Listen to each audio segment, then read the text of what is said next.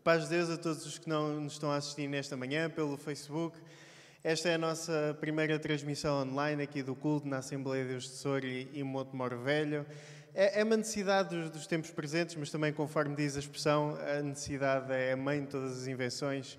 Então, oramos a Deus para todos os que nos estejam a assistir, possam ser abençoados por este tempo. Vamos começar com uma palavra de oração, como é nosso bom hábito, pelo nosso país, pela situação que atravessamos, pelos nossos irmãos. Pai, obrigado, Deus, por tens sido connosco. Deus, obrigado porque tens sido alguém que nos tem fortalecido, ó Deus, porque tens sido connosco, que nos tem agarrado, que nos tem levado mais longe, ó Deus.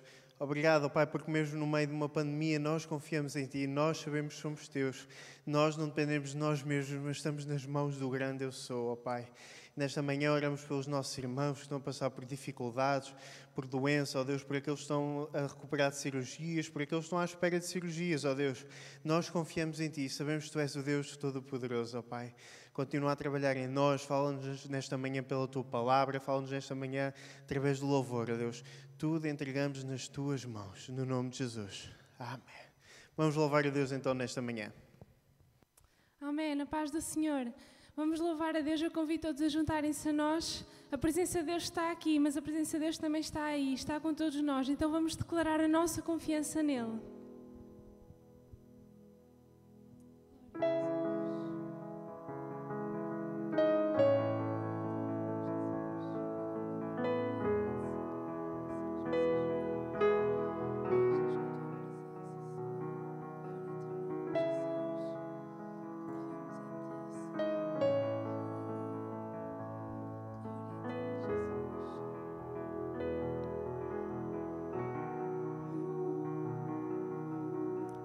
Tu és a minha luz, a minha salvação, e a Ti me renderei. Se ao Teu lado estou, seguro em Tuas mãos, eu nada temerei.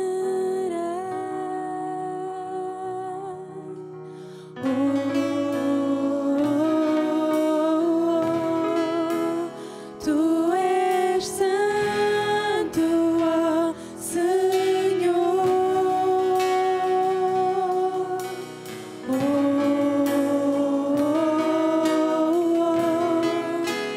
Tu és digno de louvor. Só em Ti confiarei, eu nada temerei. Em frente eu irei, pois eu sei que vivo estás e um dia voltarás do céu para nos buscar. Para sempre reinarás.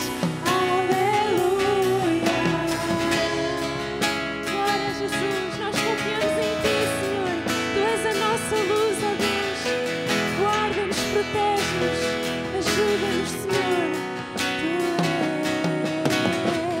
Tu és a minha luz, a minha salvação, e a Ti me renderei. Se ao Teu lado estou, seguro em Tuas mãos, eu nada temerei.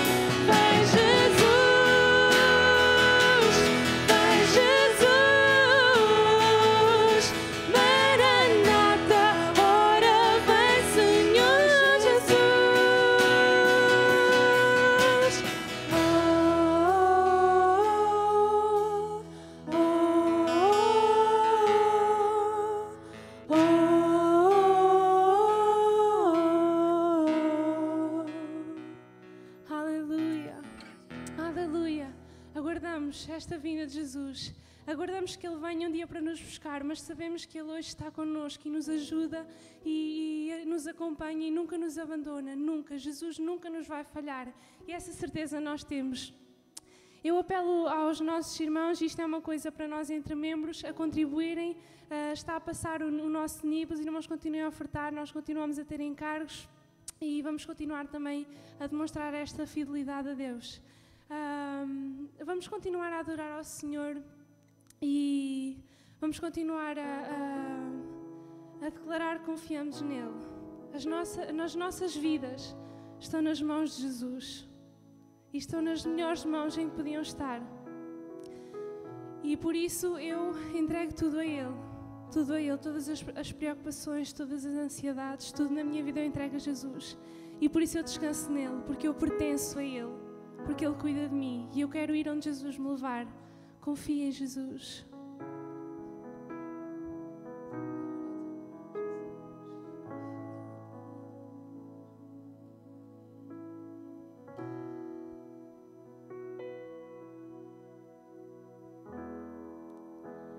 Em tuas mãos descansarei, tudo o que sou te entrego. Meu mundo está nas tuas mãos e eu sou teu para sempre.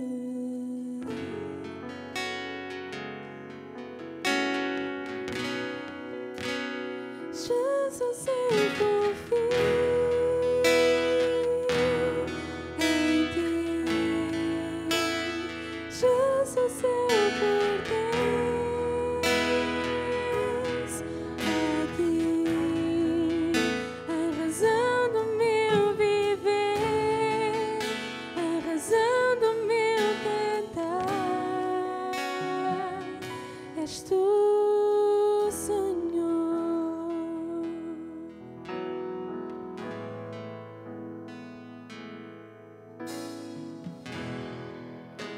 Eu quero ir aonde fores, no rir ou chorar, quero confiar. Eu viverei no teu caminho, pelo teu amor, para sempre.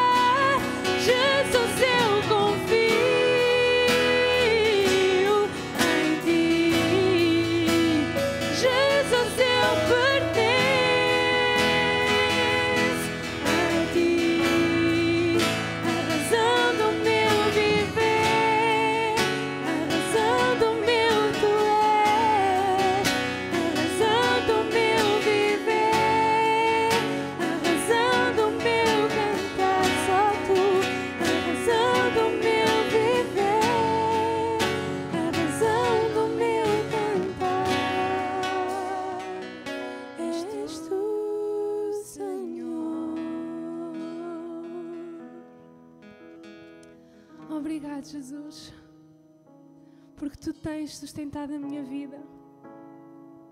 Tu tens sustentado a vida daqueles que são Teus, daqueles que confiam em Ti, daqueles que Te buscam. Guia-nos, Jesus. Ajuda-nos em cada dia a fazer a Tua vontade. Ajuda-nos em cada dia, Senhor, a confiar verdadeiramente em Ti. Porque diante de tudo o que acontece, diante de tudo o que nos rodeia, às vezes o medo quer assolar os nossos corações. O medo e a insegurança quer roubar a nossa paz. Querem nos fazer esquecer de quem Tu és. Mas nós não podemos esquecer. Porque Tu és sempre fiel. E o Teu amor dura para sempre. E Tu nunca te esqueces de nós. Tu nunca nos abandonas. E a nossa vida não está nas mãos do mundo. A nossa vida não está dependente das circunstâncias. A nossa vida está dependente só de Ti, Jesus. E se Tu nunca falhas, então nós podemos confiar plenamente em Ti. E é por isso que hoje Te adoramos, Jesus. E sentimos a Tua paz. E sentimos o Teu amor. E estamos na Tua presença. E o medo, ele tem que fugir de nós. Porque Tu estás aqui. Jesus, eu confio em Ti.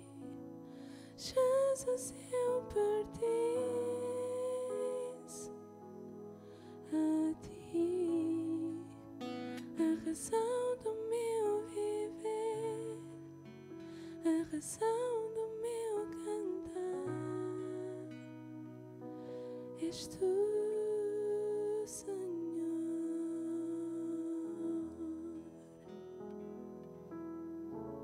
Dá-nos a Tua segurança, Jesus. Que a Tua palavra venha falar aos nossos corações. E que possamos sentir o Teu mover sobrenatural, Senhor. Porque para Ti não há obstáculos, não há distância, não há espaço. Confiamos em Ti, Jesus. Fala connosco. No nome de Jesus. Amém.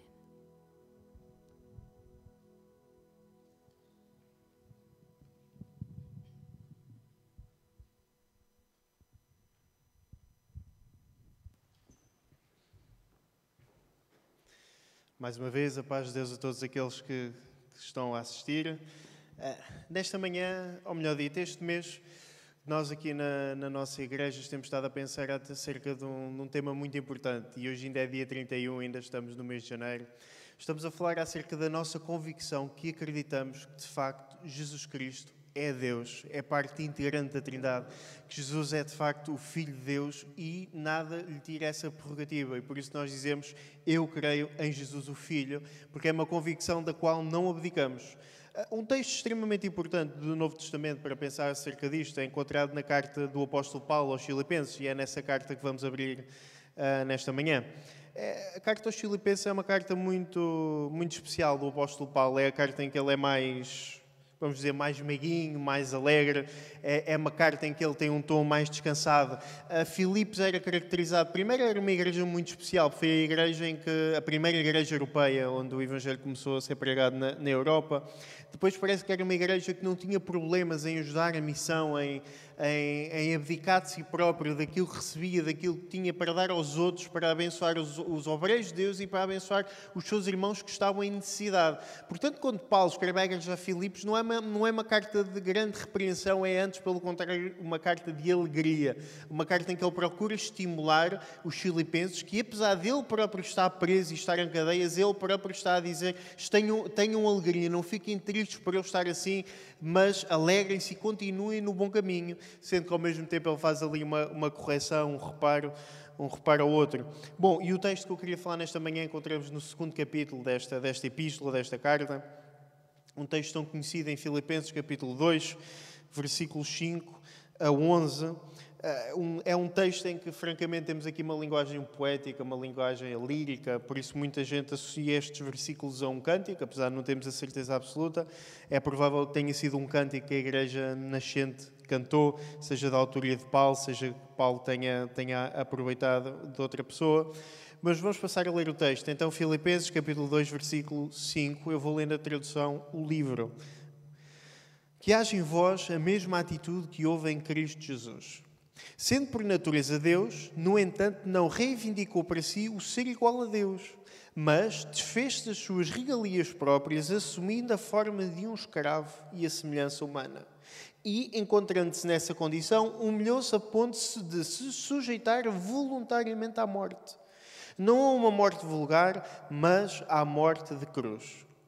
Por isso mesmo Deus o elevou às posições mais altas e lhe deu um nome que é superior a todos os nomes, de tal forma que, em honra desse nome, virão a ajoelhar-se todas as criaturas, tanto no céu como na terra, como ainda debaixo da terra, e todos igualmente reconhecerão que Jesus Cristo é Senhor, o que será mais uma glória para Deus, o Pai. Até aqui a palavra de Deus, um texto tão belo, não é? Um texto que de uma forma tão poética exalta quem é Cristo Jesus e quem era Cristo Jesus para o apóstolo Paulo.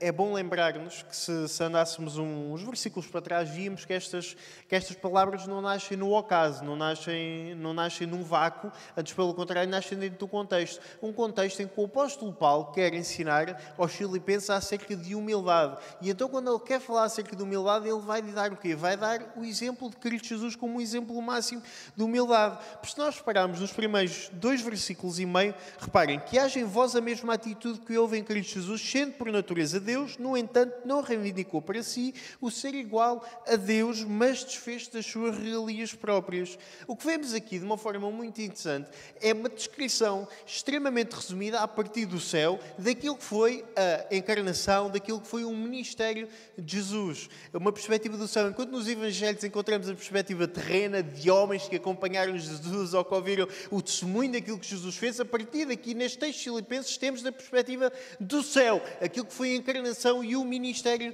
de Jesus. E por isso, desde logo, vemos a questão da pré-existência, como diz aqui, sendo por natureza Deus, ou conforme diz na nossa tradução mais clássica, revista e corrigida, sendo em forma de Deus. Lá está esta reivindicação que nós fazemos e esta certeza que nós temos. Jesus é igual a Deus, Jesus é em forma de Deus, Jesus não é menos que Deus Pai, mas está ao mesmo nível, parte integrante da Trindade, sempre existiu, sempre existirá. E é interessante, porque ele, nesta posição, portanto, estamos numa posição de autoridade, uma posição de orgulho, uma posição em que alguém se podia encher de vanglória. E todos nós conhecemos pessoas que, por posições muito mais baixas, se encheram de orgulho e de vanglória. Há pessoas que, por serem o vice-subgestor de uma loja, logo com um bocadinho de autoridade sobre 2 ou 3 pessoas, aquilo sobe-lhes à cabeça e assumem um controle ditatorial sobre as coisas. Posições tão baixas, não é? E nós, seres humanos, nesta nossa natureza, temos logo esta tendência. Mas é interessante que Jesus, pelo contrário, não teve essa tendência. E quando nós olhamos para este texto e começamos a analisar o texto e começamos a ver aquilo que o apóstolo Paulo, dirigido pelo Espírito Santo, foi começando a escrever uma realidade que nós não conseguimos conceber, a realidade do céu, mas que Paulo abre-nos este véu, esta janela para nós compreendermos alguma coisa. E de facto temos aqui uma coisa muito importante, que ao mesmo tempo que Paulo diz que Jesus está em forma de Deus, tem a mesma natureza que Deus, diz que não reivindicou para si o ser igual a Deus. Então como é isto? Paulo está a dizer primeiro que Jesus é Deus, mas depois está a dizer que Jesus não é Deus. Ele está-se a contrariar. O que é que isto quer dizer?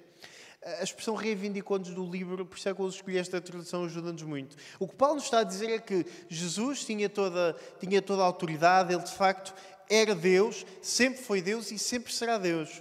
Mas houve um determinado momento da história em que Jesus escolheu não fazer usufruto disso, e antes, pelo contrário, o que ele escolheu foi uma humilhação, que foi fazer-se homem. É isto que Paulo nos está a dizer. Paulo está a dizer que Jesus é de facto Deus, é verdade, mas houve um momento em que ele escolheu abdicar de todas as condições, tudo o que estava implícito nisso, tudo o que era a glória do céu, tudo o que era habitar no céu, para se fazer homem, conforme lemos também nos Evangelhos, especialmente de Lucas e de Mateus. Antes, pelo contrário, e depois Paulo continua a dizer que Jesus se esvaziou ou desfez das suas regalias próprias, uma expressão que às vezes dá tanta confusão a algumas pessoas lerem, mas o que Paulo está a dizer simplesmente podia ser traduzido por que Jesus humilhou-se. Jesus não escolheu ter tudo aquilo que tinha direito enquanto Deus, mas ele limitou-se a um corpo humano. Ele não deixou de ser Deus enquanto esteve na terra, no seu ministério terreno. Jesus continua a ser Deus. Jesus nunca abdicou da sua divindade. E vemos isso muito bem em determinadas situações. Por exemplo, o Monte da Transfiguração talvez seja a mais óbvia, em que vemos claramente Jesus na sua prerrogativa divina. Ou por exemplo, quando Jesus assume de facto a autoridade para dizer: perdoados estão os teus pecados. E se formos recuar àquele texto em que fala disto, os fariseus dizem: quem pode perdoar pecados? Não Deus. E tinham toda a razão. Mas Jesus era Deus e Jesus nunca deixou de ser Deus. Por esta expressão aparecer aqui, esvaziar-se ou abdicar das suas regalias, não quer dizer que Jesus, enquanto esteve na terra, deixou de ser Deus. O que Paulo está a dizer é que Jesus não fez usufruto de tudo aquilo que tinha direito por nossa causa. E nós não podemos interpretar mal esta expressão. E este esvaziamento lá está, é um resumo da vida de Jesus enquanto humano. Pessoa que não viveu pelo próprio, mas viveu para o Pai, viveu para o próximo. Um chamado para nós. E se podemos colocar deste ponto de vista, de facto a encarnação foi uma humilhação, foi uma anulação em relação àquilo que Jesus é. Mas é bonito, porque nós depois continuamos a seguir o texto, na segunda metade do versículo 7, vemos esta... Parece que a partir da segunda metade do versículo 7, nós deixamos de estar a olhar a partir da perspectiva do céu e passamos outra vez à perspectiva da terra. Reparem, assumindo a forma de um escravo e a semelhança humana, e encontrando-se nesta condição, humilhou-se a ponto de se sujeitar voluntariamente à morte. Não a uma morte vulgar, mas à morte da cruz. É de facto porque este esvaziamento não foi apenas o esvaziamento de Jesus, a humilhação de Jesus não foi apenas fazer-se humano. Porque pensem, imagina que Jesus, em vez de ter nascido lá num estábulo, lá na aldeia de Belém, ele tinha nascido num palácio. Tinha nascido em Roma, filho do imperador, se bem que normalmente os filhos do imperador não eram os herdeiros dele, mas isso é conversa para a história. Tinha nascido num palácio, com todas as condições. E Jesus viesse a crescer e nesse crescimento viesse a tornar um imperador que dominava o mundo inteiro, a Europa, a Ásia, a África, seja o que for. Um imperador glorioso, um imperador cheio de riquezas, um imperador amado, um imperador que toda a gente gostava, todos os seus súditos amavam. Não? Mesmo assim, que até é um bocadinho aquilo que Satanás oferece a Jesus na tentação do deserto.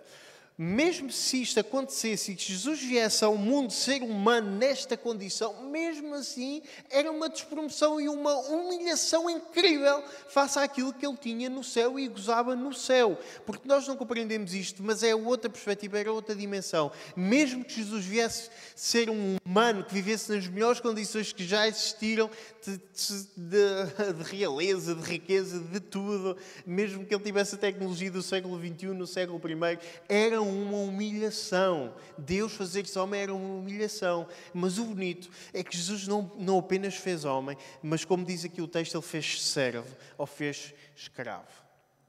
Jesus não veio para ser um filho de um rei. Jesus não veio para ser um conquistador glorioso, um imperador amado. Jesus veio para ser servo, veio para ser escravo. Naturalmente, quem conhece a história sabe que ele não foi literalmente um escravo, não é? Mas isto fala-nos da maneira como ele vivia, em função do Pai, em função da vontade do Pai, em função dos outros. Vemos isto descrito de uma forma linda em Isaías 42 a 53, quando se fala do servo do Senhor, nós vemos isto profetizado de uma forma linda e bela, como só Deus pode transmitir. E depois o texto continua-nos a falar que ele se fez à semelhança humana, porque, como é óbvio, ainda que Jesus tenha assumido a humanidade de forma completa e plena, ele naturalmente ainda era Deus, portanto ele era só a nossa semelhança, porque de facto Jesus era, lá está, aqueles mistérios, não é? Estava a falar há uns tempos com os meus alunos de moral, nós no mundo ocidental temos muita dificuldade com mistérios. Para nós tudo tem que ter uma solução.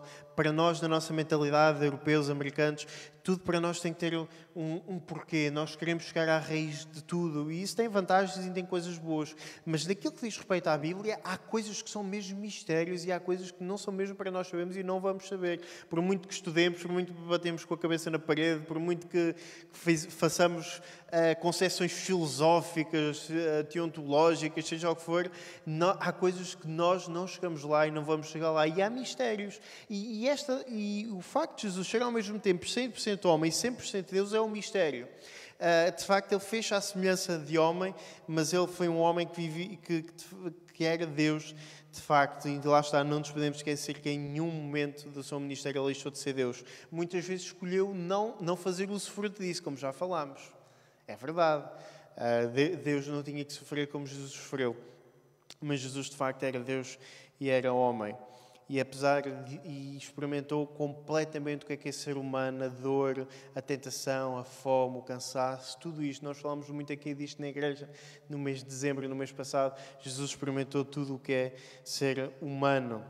E depois continuamos, e no início do versículo 8 vemos aqui a expressão humilhou-se, que é uma expressão que já no português é muito forte, mas no original, no grego, aparece a palavra etapenosena, que ainda é mais forte no português, porque esta palavra no original, humilhou-se, não é simplesmente humilhar-se e ponto final, mas é uma expressão que denota a humilhação mais baixa e mais completa que alguém pode sofrer. Esta expressão, este humilhou-se, não é humilhar simplesmente de descer um degrau, é humilhar-se de chegar ao fundo do poço, ao nível mais baixo que alguém pode chegar de humilhação. É isto que Paulo nos está a dizer que Jesus sofreu. Jesus humilhou-se até ao ponto mais baixo, voluntariamente e por meio da obediência. Uma obediência que o levou até à morte de forma voluntária.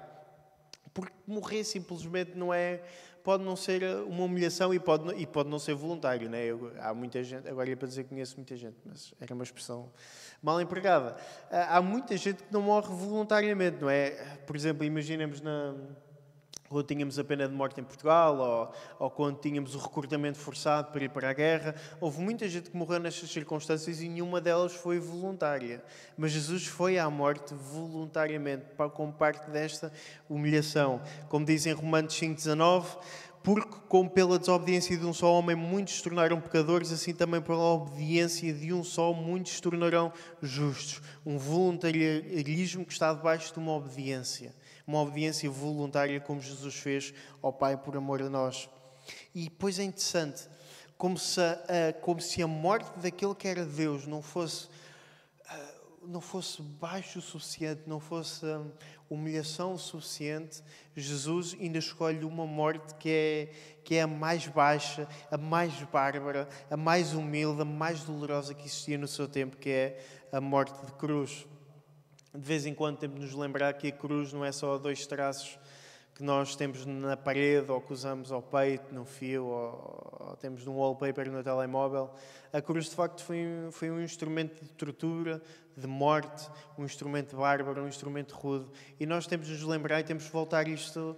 Porque se alguém visse naquele tempo, no tempo de Jesus, uma cruz, eles não iam associar a uma religião, a uma crença, eles iam associar a um ato bárbaro. Olha, reparem o que é que diz o Cícero, que era um filósofo romano que morreu em 40 a.C., diz acerca da crucificação. Amarrar um cidadão romano é um crime. Açoitá-lo é uma abominação. Executá-lo é quase um homicídio. Crucificá-lo é o quê? Não há nenhuma palavra que possivelmente possa descrever um ato tão horrível. Reparem, Cícero não é daquela perspectiva de falar dos cidadãos romanos a quem a crucificação não podia ser promulgada. Um cidadão romano nunca poderia ser crucificado. Por isso é que, por exemplo, o apóstolo Paulo não morre crucificado, em princípio morre decapitado. É uma morte mais humana, se quisermos. As palavras que Cícero, um filósofo, uma pessoa que quem conhece a obra dele, que escreve tanto e fala tão bem, ele era advogado, era filósofo, portanto uma pessoa habituada às palavras, ele não consegue arranjar uma palavra para descrever o quão abominável era um cidadão romano ser crucificado. Então, muito mais alto que qualquer cidadão romano era Deus, e era o Filho de Deus, e era Jesus. Amigos, que palavras é que nós temos para descrever o que é Jesus ser crucificado? Não há palavras na língua portuguesa nem em qualquer outra. Se os irmãos repararem, esta primeira metade do hino, nós estamos a descer um poço. Paulo está a ir aos poucos e com calma e está a descrever passo a passo o que é esta humilhação de Jesus e o que é que Jesus passou. Jesus era Deus, mas escolheu não assumir a prerrogativa totalmente e completamente daquilo que era ser Deus e a sua natureza. Escolheu fazer-se homem, mas fazer-se homem que já era uma humilhação tão grande não foi suficiente. Dentro dos homens ainda escolheu ser um servo, um escravo. E como se não bastasse ser escravo, ainda escolhe ser um escravo que vai morrer. E como se não bastasse morrer, ainda escolhe morrer pela forma mais bárbara, mais dolorosa, mais abominável que o ser humano pensou, que é a cruz. Jesus deixa este poço, desde o mais alto estado de glória até o patamar mais baixo do que é a humilhação. Foi isto que Jesus fez. Por ti, por mim, por toda a humanidade. Deixou este poço, este lugar negro que foi a cruz do Calvário. Para nós hoje não é estranho, mas naquele tempo, reparem, nós começamos a ver Jesus ao lado de Deus, como Deus, e acabamos com Jesus na cruz. Deus e cruz, naquele tempo, eram duas palavras que não estariam certamente na mesma frase. Eram duas palavras tão distantes, tão contrastantes, tão contrárias. Mas em Jesus as duas palavras foram unidas, Deus e cruz, como parte desta humilhação, um escândalo, uma coisa inaudita, uma coisa horrível. Foi feita para nós hoje, podemos gozar a vida que Ele tem para nós. A partir do versículo 9 vemos uma mudança completa. A partir do versículo 9 deixamos de ter a humilhação de Jesus, mas começamos a ter precisamente o contrário. Reparem, versículo 9. Por isso mesmo, Deus o elevou às posições mais altas e lhe deu um nome que é superior a todos os nomes. De tal forma que em honra desse nome virão a ajoelhar-se todas as criaturas, tanto no céu como na terra, como ainda debaixo da terra, e todos igualmente reconhecerão que Jesus Cristo é Senhor, o que será mais uma glória para Deus, o Pai. A cruz, o Calvário, a morte não foram o final de Jesus, porque Ele foi sepultado, mas Ele não ficou no túmulo. Mas Ele ressuscitou ao fim do terceiro dia e ascendeu para junto do Pai. Não temos aqui claramente expressa estas palavras, ressurreição e ascensão, mas está aqui subentendido que Paulo está aqui a falar disto, dessa ressurreição e desta ascensão. Jesus agora já não está humilhado, mas Jesus está na glória ao lado do Pai. Lembram-se no versículo 8, temos visto que esta ideia do humilhou-se era uma ideia de descer ao fundo do poço, ao degrau mais baixo que existia. Pois aqui temos a ideia contrária. Agora Jesus já não está no fundo do poço, antes pelo contrário é levado, no versículo 9, ao lugar de maior honra, de maior glória. Temos aqui uma ascensão de catapulta. Jesus do fundo do poço, da morte de cruz, com a ressurreição, é elevado ao patamar mais alto de glória, do 8 ao 80, ou melhor, do 0 ao 100, num momento. Jesus, ao reclamar não ser igual a Deus, mas antes pelo contrário, a humilhar-se em amor sacrificial, mostrou de facto ser igual a Deus, porque este é o caráter de Deus, um caráter humilde que advém da sua natureza. Não é que Jesus precisasse da crucificação, ou da morte, ou da vida para ser glorioso, porque Ele já era glorioso, mas isto acresceu à sua glória. E nós hoje não queremos, ou melhor, não olhamos para um Jesus crucificado na cruz com cara de dor e com cara de coitado, mas olhamos para um Jesus que está em glória, que está vivo, que está exaltado, que é cantado e que nós louvamos. Esse é o Jesus que nós temos agora. Olhamos para o Jesus da cruz como um exemplo para nós de humilhação, de sofrimento em prol do próximo. Mas nós hoje acreditamos no Jesus que está em glória, no Jesus que está vivo, no Jesus que intercede por nós. Esse é o Jesus que nós louvamos e a quem agradecemos e a quem glorificamos. Porque este Jesus é um Jesus vitorioso. É um Jesus que venceu Satanás na cruz. É um Jesus que venceu a morte no túmulo. Paulo demonstra claramente a superioridade de Jesus e como Jesus é superior a todas as coisas criadas. Jesus está além de tudo isso. E um dia, amigos, todo o joelho se vai dobrar. Toda a língua vai confessar diante de Jesus. Nós eu hoje na minha vida e aqueles que vocês viram aqui esta manhã, já fazemos isso voluntariamente. Hoje mesmo já dobramos os nossos joelhos, já confessamos com a nossa boca que Jesus é Senhor e que Ele é digno de glória e que Ele é exaltado. Mas vai haver um dia em que toda a gente, desde Adão até a última pessoa que nasce, toda a gente vai dobrar os seus joelhos e vai confessar que Jesus é de facto Senhor. Há alguma coisa que já está profetizada em Isaías 43, 23, que diz: por mim mesmo tenho jurado, da minha boca saiu o que é justo e a minha palavra não tornará atrás. Diante de mim se dobrará todo o joelho e jurará toda a língua. Glória a Deus. Deus é de facto extraordinário e um dia todos vão estar diante de Jesus. Todos os que negaram, todos os que o blasfemaram, todos os que falaram mal dele, todos os que o adoraram e que o convidaram a entrar no seu coração. E naquele dia não vai haver silêncio. Naquele dia vão todos dizer a mesma coisa. Uns vão dizer com um sorriso na cara, com um rosto de felicidade. Outros vão dizer com uma cara contrita, de quem perdeu uma oportunidade de dizer isto antes. Mas todos vão dizer. E tu tens de fazer uma escolha.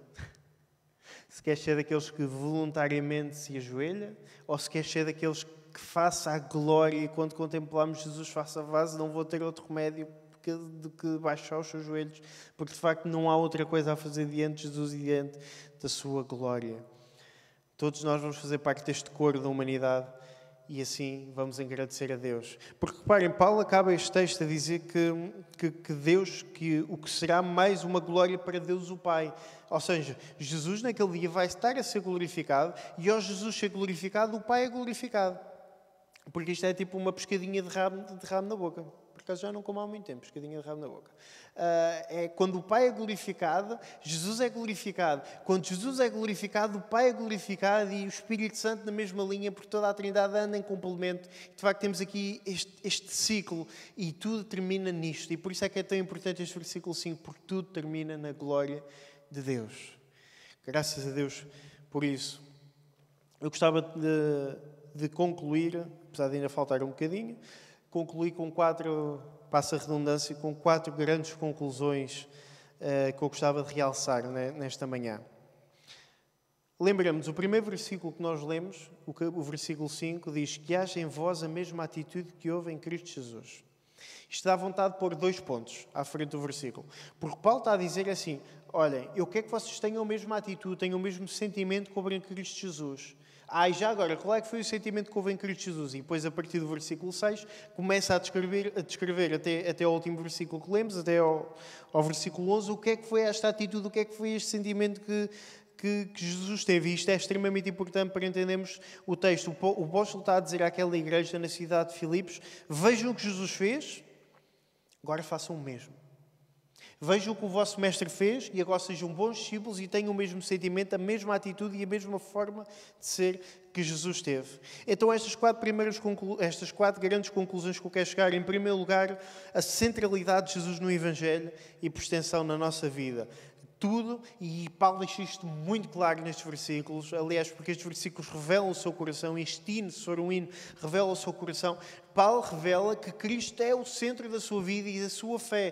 Por isso é que ele, uns versículos antes, no versículo 21 do capítulo 1, diz: porquanto para mim viver é Cristo e morrer é ganho. Porque para ele ter a mesma atitude, o mesmo sentimento que havia em Cristo Jesus, a mesma forma de viver que o seu mestre, que o seu Salvador tinha, era a única forma dele viver. Era a única forma dele praticar a sua fé. Era a única forma dele estar no mundo. Era a única forma que ele se via, porque o centro do Evangelho, o centro da nossa vida, o centro da nossa caminhada é Jesus Cristo. Se a nossa fé variar para a esquerda ou para a direita disso, então não tem valor.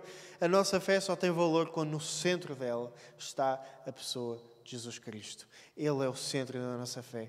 É Ele em quem acreditamos. Dele não abdicamos. Acreditamos na sua crucificação. Acreditamos que Ele veio de Deus, que Ele é Deus. Acreditamos que Ele morreu, mas que Ele ressuscitou e que Ele ascendeu aos céus e que enviou o Consolador, o Espírito Santo. Não abdicamos disto e cremos nisto. Em segundo lugar, temos propriamente, ou melhor dito, o exemplo propriamente de Jesus Cristo na sua humilhação. Reparem o que diz em Hebreus 12:2, que parece um resumo mais direto, menos poético daquilo que Paulo está a dizer nestes versículos filipenses. Olhemos para Jesus. Ele é a fonte da nossa fé e aquele que a aperfeiçoa, o qual, pela alegria que lhe estava reservada, suportou a cruz, aceitando a humilhação, vindo a sentar-se à direita do trono de Deus.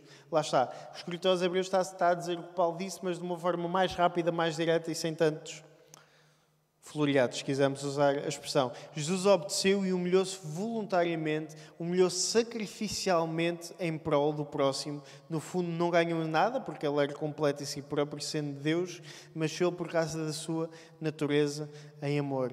E assim, quando nós vemos este exemplo de obediência, de humilhação de Cristo, de capacidade de sofrimento, nós percebemos qual é que é o nosso caminho. É expectável que quem quer se chamar cristão, porque o nome cristão não é uma alcunha qualquer, mas é uma associação com Cristo. Quando nós dizemos que somos cristãos, estamos a associar-nos à pessoa de Jesus Cristo. E se a pessoa de Jesus Cristo foi o nosso mestre, é o nosso exemplo, nós temos que ter expectativa de seguir nas pisadas em que Ele segue. Portanto, é expectável que quem quer ser cristão não espera o paraíso na terra, não espera um mar de rosas, mas antes, pelo contrário, espera uma vida de obediência, de sacrifício, de sofrimento, em prol de Deus e em prol do próximo. Gordon Fee, um teólogo bastante importante, pentecostal, escreve no seu comentário esta carta aos Filipenses. Em Cristo Jesus, Deus mostrou-nos assim a verdadeira natureza. É isto que significa Cristo ser igual a Deus. Derramar-se a si mesmo pelo bem do outro e fazer isto no papel de escravo. Assim, ele não apenas revela o caráter de Deus, mas, advindo do contexto presente, também revela o que significa para nós ser criados à imagem de Deus, carregar a sua semelhança e ter a sua mentalidade. Isto significa assumir o papel de escravos pelo bem do outro. Assumir o papel de escravo pelo bem do outro foi o que Deus fez por ti. O Deus exaltado deixou o lugar mais baixo, escravo. No tempo que o apóstolo Paulo escreveu estas palavras aos Filipenses, e hoje também, apesar de teoricamente não existir no mundo, a posição de escravo é aquela que é vista como a mais baixa, a mais humilhante. Apesar de no tempo do Império Romano os escravos nem terem das piores vidas, não eram donos de si mesmos sequer.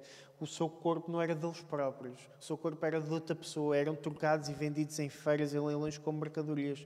Mas Deus escolheu fazer-se escravo por nossa causa. É isto que Paulo nos está a ensinar. Por nossa causa. Por causa daquilo que nós éramos, do pecado que nós tínhamos e daquilo que nos separava de Deus.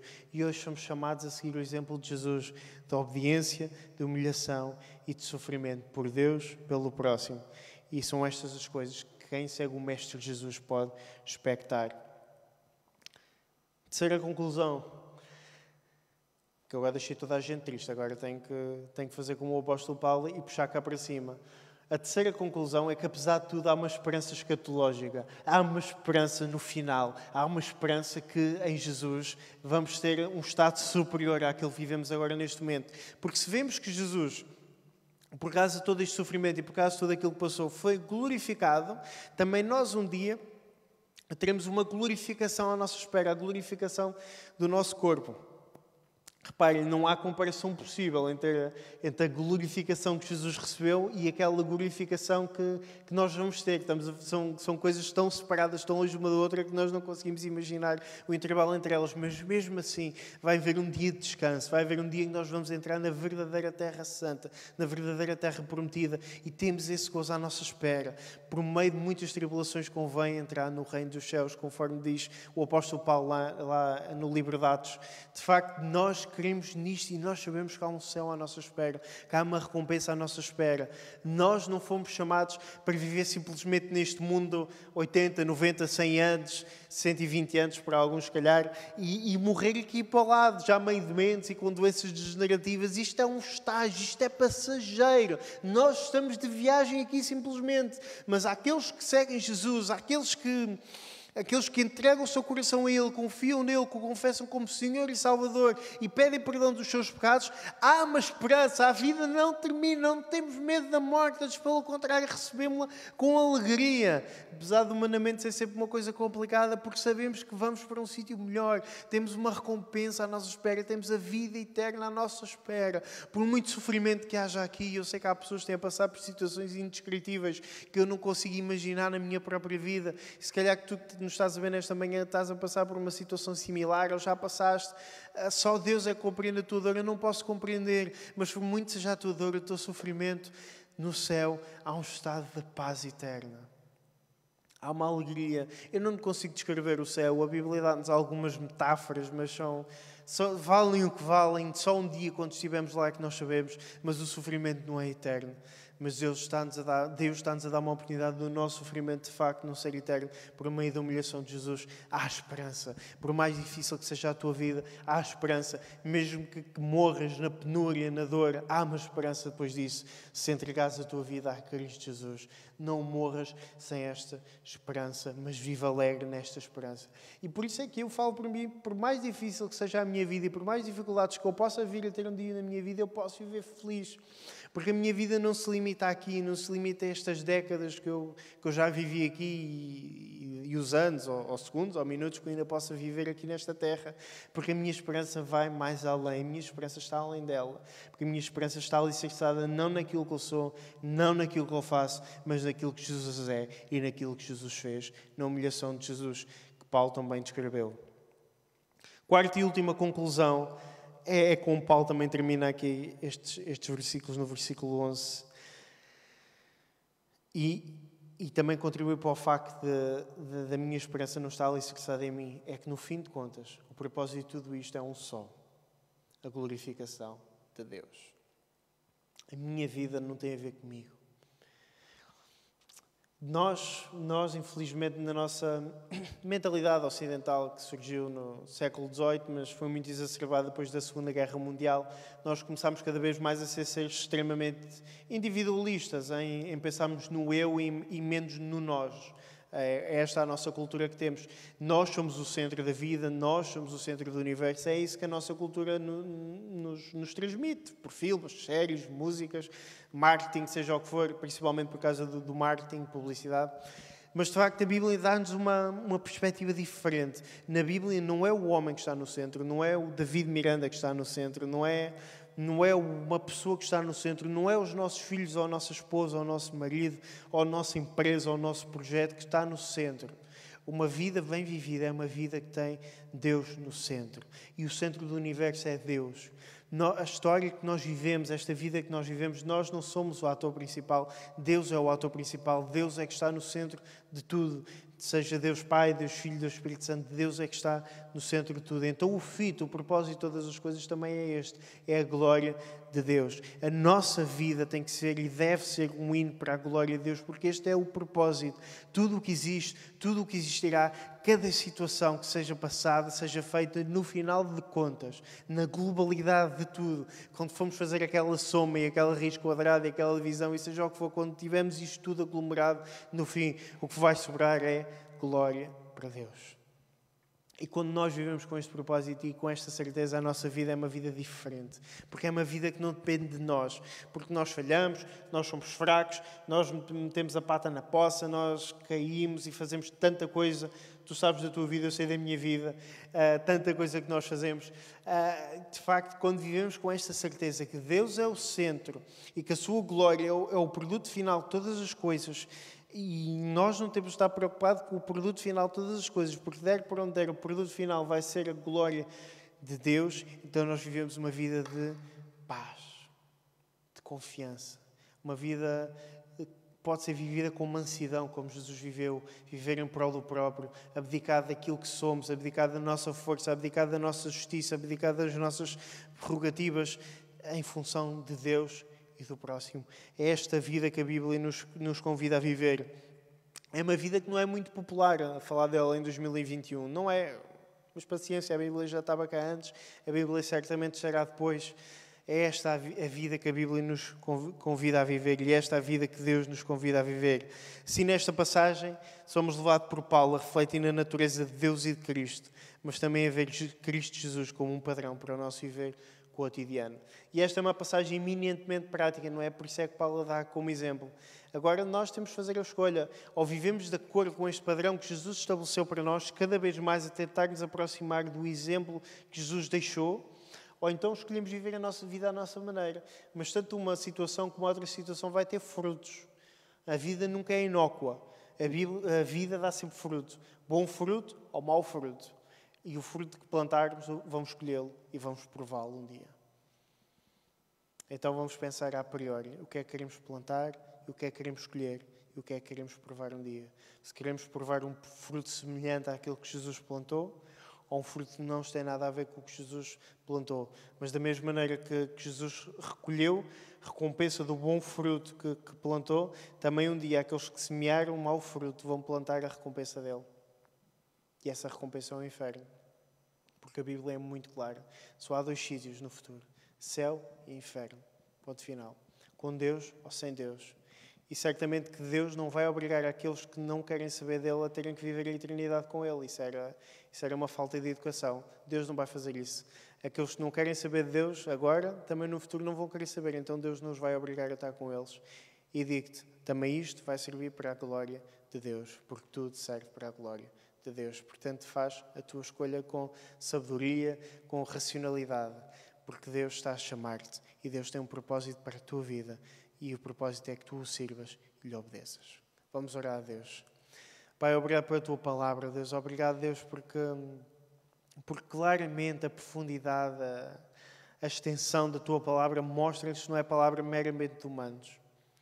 Não foi simplesmente o apóstolo Paulo estava aborrecido lá na sua cela, na sua prisão domiciliária e resolveu escrever uma carta a uns amigos. Não, foi o Espírito Santo que estava por trás dele a inspirá-lo, de acordo com a sua personalidade, de acordo com a sua instrução, a escrever estas palavras que chegaram até nós.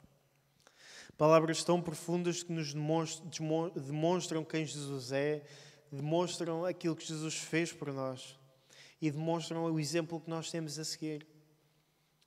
Um exemplo difícil, um exemplo inalcançável, mas temos alegria em saber que é pela graça que nós podemos viver esta vida, é pela graça que nós alcançamos a salvação, é pelo preço que Jesus pagou na cruz, ó Deus. E não nos esqueçamos de dizer que isto não tem a ver connosco, mas tem a ver com a obra que Ele fez. E nós simplesmente temos que aceitar aquilo que Ele fez, o trabalho que Jesus já fez para nós, e a partir daí viver com uma nova ética, com a confiança que mesmo quando falharmos estamos alicerçados em Jesus. Então, ó Deus, eu oro, ó Pai, para que toques no coração de quem nos está a assistir nas suas casas, a ouvir no seu carro, seja onde for, ó Deus. Nós oramos, ó Pai, para que Tu tragas esta certeza, esta confiança, que há uma salvação em Jesus, que há uma confiança que, apesar da humilhação que Jesus passou, apesar do sofrimento, há um gozo eterno à espera de quem segue estas pisadas, ó Deus. Ajuda-nos a ser bons discípulos de Jesus. Ajuda-nos a ser pessoas que sabem de facto e conseguem de facto seguir o exemplo de Jesus, não na perfeição, porque isso é impossível, mas pela Tua graça aproximar-nos mais um bocadinho, mais um milímetro, de hoje para amanhã, para depois, ó Deus. Ajuda-nos e ensina-nos a viver desta forma, para a glória do Teu nome, para a glória do Teu nome, para a glória do Teu nome, ó Deus. Tudo entregamos nas Tuas mãos. Amém, glória a Deus. Se tu tiveste alguma dúvida em relação a isto que foi pregado esta manhã, em relação a este apelo para aceitar Jesus como teu Senhor e te entregares a eles, manda-nos um e-mail, deixa-nos uma mensagem pelo Messenger, faz um comentário neste vídeo, conforme te sentires mais à vontade. Nós estamos aqui para ti, estamos aqui para os irmãos, queremos chegar a vocês, queremos no meio desta pandemia continuar a pregar o Evangelho de Jesus Cristo pela maneira que nos veio à mão, pela maneira que conseguimos, porque face a esta humilhação, este exemplo de Jesus, nós simplesmente não conseguimos ficar calados. Então a todos, desafio a terça-feira, temos os nossos vídeos de reflexão bíblica, mais estudo bíblico, às terças-feiras, às 6h30, estamos a lançar estes vídeos. Às quintas-feiras, como já é nosso hábito, há uns meses esta parte, é um clássico, estamos a lançar o nosso 7 minutos, também assistam às 6h30. Aos sábados de manhã, a nossa escola dominical, um tempo mais infantil, por aquilo que vemos não é só as crianças que gostam, mas os adultos também gostam, portanto às 10 da manhã, aos domingos, estamos a lançar no YouTube e no Facebook de Sor, da Assembleia de Deus de Sor e de Monte Mor Velho, estes vídeos de escola dominical. E no próximo domingo, mais uma vez, se Deus quiser, estaremos aqui em direto, tanto no Facebook, para a semana já tentaremos estar também em direto através do YouTube, para maior facilidade para ver nas Smart TVs, por exemplo. Portanto, acompanhem o nosso Facebook, o nosso canal de YouTube, e sempre precisarem de alguma coisa, nós estamos aqui disponíveis, contactem-nos pelo meio que vos for mais fácil. A Assembleia de Deus de Sor e Monte Mor Velho está aqui para vocês, porque também nós tentamos viver nesta perspectiva de obediência àquilo que Jesus fez, e o que Jesus fez foi servir o próximo, e nós estamos aqui para servir o próximo.